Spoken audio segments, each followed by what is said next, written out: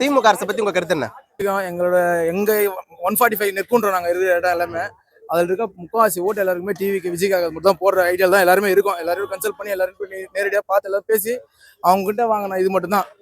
இவங்க டிஎம்கே வேஸ்ட்னா உண்மையில மட்டமான கட்சி இவங்க தான் இருக்கிறதுலே ஒஸ்ட். இவங்க எதுக்கு நடத்துறானுங்க எதுக்கு பிறந்தில்ல எல்லாம் சொல்றது ஒண்ணு செய்யறது ஒண்ணு. இப்போ மாநிலத்தில் 1000 ரூபாய் கொடுன்னு சொன்னாங்க. 1000 ரூபாய் எதுக்கு கொடுக்குறானுங்க? அந்த 1000 ரூபாய் கொடுத்துட்டு 10,000 ரூபாய் தட்டுன்னு போயிடுறானுங்க.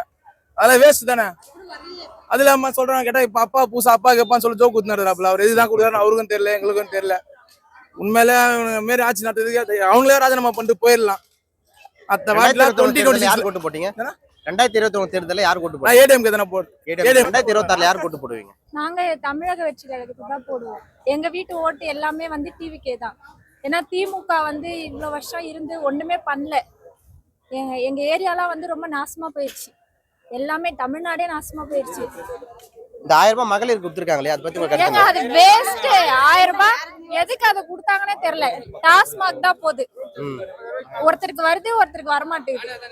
நிறைய பேர் வந்து கம்ப்ளைண்ட் தான் பண்ணாங்க. இப்போ வரைக்கும் அதுக்கு வந்து 2வது பதிவு பண்ணாங்க. 2வது பண்ணவங்களுக்கும் கிடைக்கல.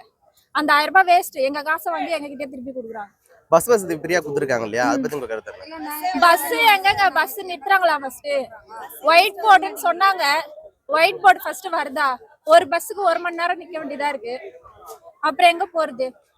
திமுக ஆட்சி இனிமேல் வந்ததுன்னா நாசம் தமிழ்நாடு.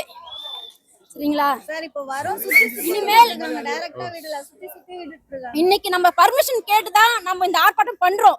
ஆனா எத்தனை இடத்த சுத்தி நாங்க வந்திருக்கோம் தெரியுமா?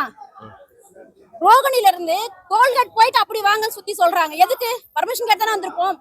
தளபதி சொல்லியிருக்காரு எந்த ஒரு பிரச்சனை நடந்தாலும் வாயை திறக்காம அமைதியா கடைபிடிச்சிட்டு வாங்க அப்படி சொல்லியிருக்காரு. ஆனா இந்த மாதிரி பண்ணா என்ன பண்றது சொல்லுங்க? ஓகே, தொடர்ந்து பார்த்தா கொடி நடுறதுல இருந்து எல்லாத்துக்கும் பாத்தீங்கன்னாக்கா பிரச்சனை பண்றாங்க இல்லையா அதை பத்தி உங்க கருத்து என்ன? பிரச்சனைகள் நடந்துட்டு இருக்குன்னா அவங்களுக்கு பயம் நம்ம மேல. தமிழக வெற்றி கழகத்தினால பயம் அவங்களுக்கு.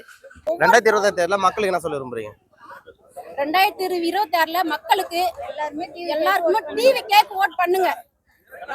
சரிங்களா? நம்மளுக்கு நல்லாட்சி வேணும் அப்படின்னா டிவிக்கே தான். இவர் வந்தாதான் முடியும்.